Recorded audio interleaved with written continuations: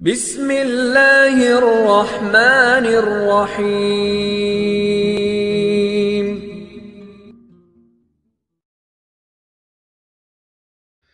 अस्सलामु अलैकुम वरहमतुल्लाहि वबरकातुह। अरबी ज़बान से मोहब्बत पैदा करे।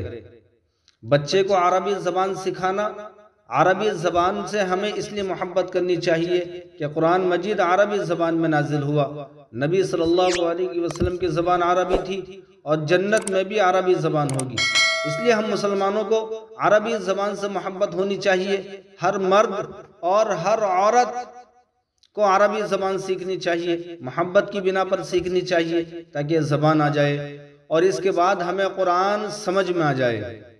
आज की औरतें बचपन में बच्चे को अंग्रेजी सिखाती है। अजनबी ज़बानें सिखाना जायज़ है, लेकिन असल तो अरबी ज़बान है ताकि बच्चे के अंदर दीन की मोहब्बत हो।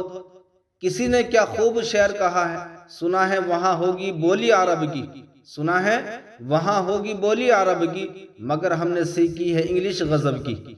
यानी आखिरत में जन्नत में हर बंदा अरबी बोलेगा, तो इब्तिदा अरबी से करे कि कुरान की ज़बान है।